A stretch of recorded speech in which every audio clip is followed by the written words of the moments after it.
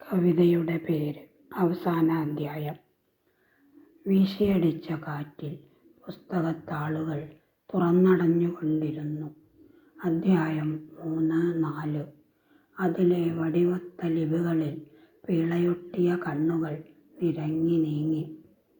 കൗമാരം, യൗവനം നനഞ്ഞ ഒരു ചിരി വരണ്ട ചുണ്ടുകളിൽ മിന്നിമറഞ്ഞു.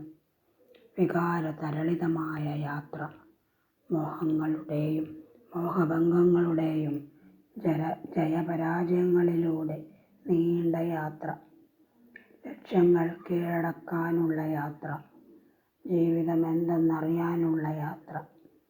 മിഥ്യയും യാഥാർത്ഥ്യവും ഇഴചേർന്ന ആ നീണ്ട യാത്രയിൽ യൗവനം നീളുന്നു. രസകരമായ അധ്യായം. അതിലെ അക്ഷരങ്ങൾ എഴുതിയ വലതുകരമൊന്നു നോക്കി. വിരലുകൾ ചുക്കിച്ചുളിഞ്ഞിരിക്കുന്നു. വാർദ്ധക്യം വരവറിയിച്ചു കഴിഞ്ഞിരിക്കുന്നു. അടുത്തതും അവസാനത്തേതും.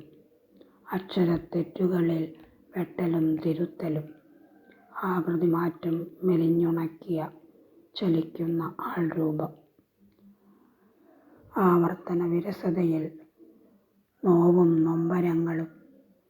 എഴുതണോ വേണ്ടയോ? ബാക്കിയുള്ള വരികളെ കാത്ത് മറഞ്ഞുകിടന്ന അവസാന പേജുകൾ. ആവിളറിയ കടലാസു താളുകളിൽ കണ്ണുകളുടക്കി. തുടങ്ങിവെച്ചില്ലേ, മറ്റൊരധ്യായമിനിയില്ലല്ലോ. വിറയാർന്ന വിരലാൽ പേനയെടുത്തു. വിതുമ്പുന്ന വാർദ്ധക്യം ഒരു തേങ്ങലായി പുറത്തു വരുമോ? കയ്പരസം തികട്ടുന്ന അനുഭവങ്ങൾ പെയ്തൊഴിയാൻ തുടിച്ചിടുന്നുവോ? എന്തിനീ പാഴ്വേല? ഈ അധ്യായം ഇവിടെ അവസാനിക്കട്ടെ.